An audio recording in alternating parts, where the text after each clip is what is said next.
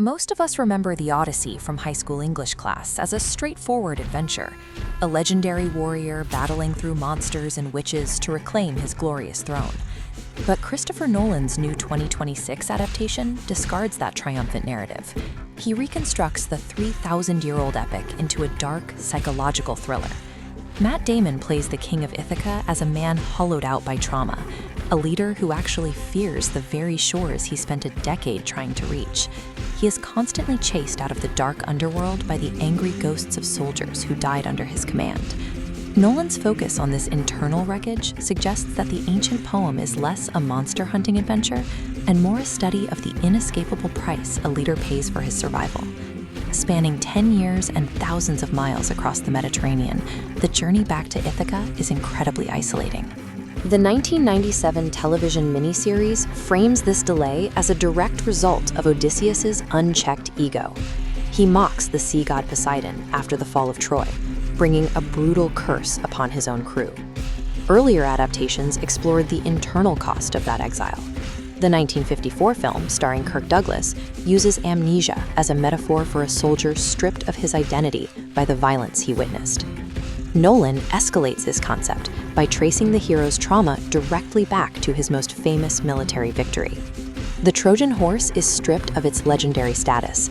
In this version, it is a horrifying deception that leaves the King of Ithaca drowning in shame. This shame stems from xenia, the ancient Greek law of hospitality. This code bound hosts and guests together as the bedrock of trust. By hiding soldiers inside a peace offering, Odysseus weaponized that trust. He won the war, but shattered the rules keeping civilization intact.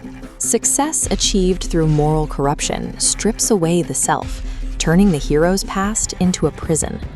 While Odysseus struggles at sea, conventional retellings paint his wife, Penelope, as a passive damsel patiently waiting for rescue. Anne Hathaway's 2026 performance subverts that role. Her Penelope is a frustrated queen forced into a high-stakes game of political chess to maintain power.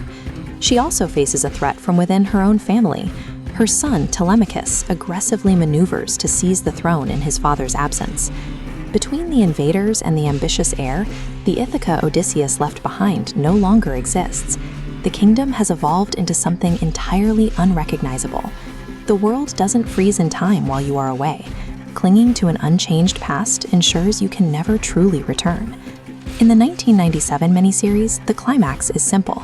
Odysseus slaughters the suitors, reclaims his wife, and restores peace to the land. Nolan denies the audience that triumphant, blood-soaked resolution, choosing to abandon the original poet's ending entirely.